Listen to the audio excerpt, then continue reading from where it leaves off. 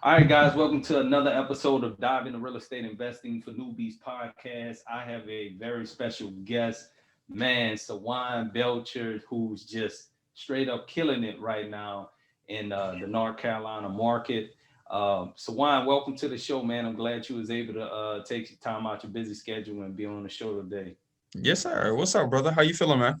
I'm good, man. I'm good. I'm good. Good. Look, man, I just been hearing you just been killing it, man, on Clubhouse, IG. So are you up to 100 rentals right now or what? I no, I'm getting there. So that's kind of my journey. My journey is to Okay. 100. So right now I'm at 35. I'm at 30, and so all of those are single families. So I don't have any multifamilies, just 35 doors. Two of them I gotta get rented. So that's what I'm working on right now. Right. Man, it looked like you have had some massive success in a short period of time. So kind of just tell us about you, man, your journey, like where you Yeah. started and how you got where you are now. Yeah. So I really like to start honestly when I was in college. Okay. So I went to A&T, so I give pride for everybody out there. So in college, one thing that I did to pay zero money in rent was I would rent a three-bedroom, apartment. Okay. I go to the Goodwill and I would furnish the other rooms, and then I would rent those two rooms out. And that was my quote unquote start of real estate investing. I didn't even know it because I would get people to pay me, right? That money would pay for the rent, it would pay for the utilities, and I would just be there supervising and making sure that the money's coming in. So I didn't realize it at the time, but that was the start to cash flow, because that's exactly what that was. I think people call it house hacking.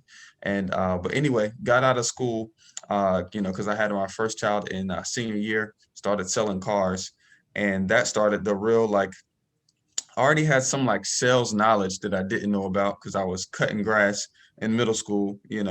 I had like three jobs in high school, and so in college when I started selling cars for Crown Honda, they had this like daily training. They had like a daily schedule, right? So I didn't even know that they were honing in on skills that I already had and just making me sharper. And in the car business is tough.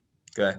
Car business is the seller don't excuse me, the sales manager is all over your back to perform.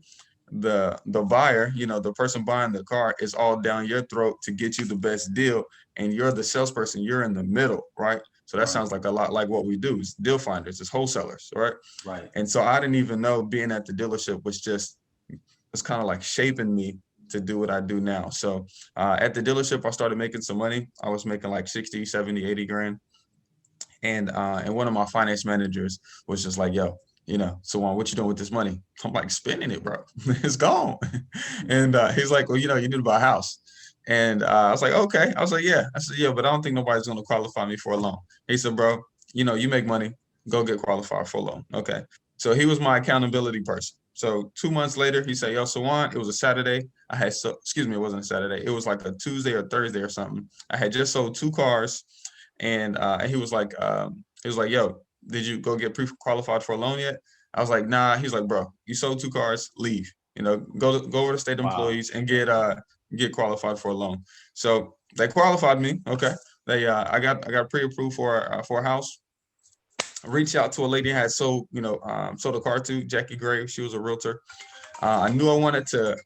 Excuse me. I knew I wanted to buy at a discount, but I didn't really know how to do that at the time. Okay, so I just reached out to her and say, "Hey, I want to buy foreclosed properties." All right, because that's what everybody knows. I want to buy foreclosed. So she gives me a list of bank owned REOs that are on the MLS. I buy one. My wife, well, excuse me, my girlfriend at the time doesn't want to move into it. Okay, we're supposed to move into it. She doesn't want to move in because we're not married. So I'm like, oh shoot. I'm like, okay, because I tried to surprise her, right? Right. And so I go back to Miss Graves and I say, hey, look, girlfriend don't want to move in. I need to back out the deal. She's like, honey, everything's recorded. Everybody got their money. I don't think that's gonna be possible. Wow. And I'm like, okay, so what do I do? She's like, well, how about I get you a renter in it and you get paid every month for the rest of your life. And so being from the car business, I'm like, okay, I get paid every month for the rest of my life. Huh, that sounds interesting. What you mean there? She said, of course, the same way you paying rent to your apartment complex, it's the same way somebody will rent his house out. And of course, it's going to be more than your mortgage. All right. So you're going to make a spread every single month.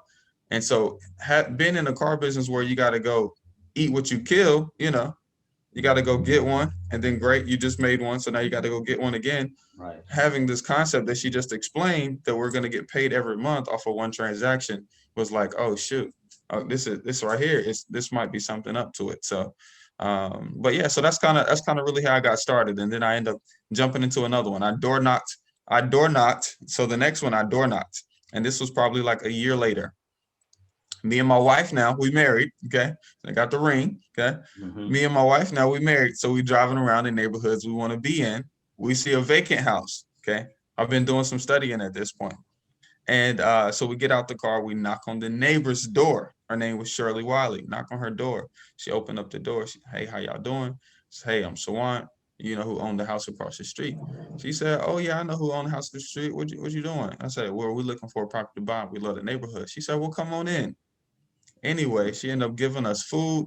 We talking to her, and she said, well, what do you think about my house?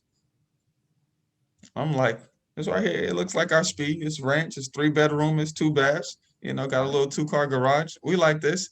She said, well, would you buy my house? And I said, yeah. Yeah. I said, how soon you want to sell it? And she said, well, what about my stuff? So we ended up buying that property. We bought it for 119. The area was selling at like 180 at the time. Now it's selling for like 225. And we ended up getting another loan for it. Okay. I'm about to come down off of my story. So great. So we get another loan. So we got 2 loans now, got 2 houses. We go ahead and do it again. Okay. Now, instead of a year later, we do 3 months later in that same neighborhood. We just go ahead and talk to one of the neighbors about buying that house, buying one of their houses. Okay. We get on the contract for 40 grand this time. Okay. So I have 2 loans. I go to the bank and they say, hey, DTI, nope, not another loan. Right. So now I'm like panicking, right? I got the sweats. Told this guy I'm closing. I'm a closer. I'm closing. But in this case, I can't because the bank not gonna give me another loan. So I go to church. I'm praying, right? Talk to one of the elders there at the church, James Cox. Okay. Turns out James Cox works for the housing authority, and he got some single family rentals. So he kind of know a little bit of the game. And he's like, Sawand, did you think about selling the paper? I said, selling the paper? What you mean selling the paper? He said, bro, you can sell the paper. He said, you remember after you bought your first house, 2 months later, the bank sent you a piece of paper in the mail saying, hey, there's a new bank. I said, yeah, they sold the paper to somebody else and made a fee. You can do the exact same thing if you got it on the contract. He said, I got it on the contract. He said, okay, look, go down to the RIA. They got it on Thursdays at the restaurant on Wendover. Take your piece of paper with you. Tell everybody about the paper that you got, and somebody's going to want to buy it. Surely enough, after the RIA, I take 5 people down to this house. Somebody want to buy the paper. So, and at that point, when I realized I could make, quick checks, like bigger 5, 10, 20, 30 grand checks, but then I could also make consistent $200, $300, $400 checks every single month. I figured I had my own little car business within the real estate industry, and that's kind of where I'm at.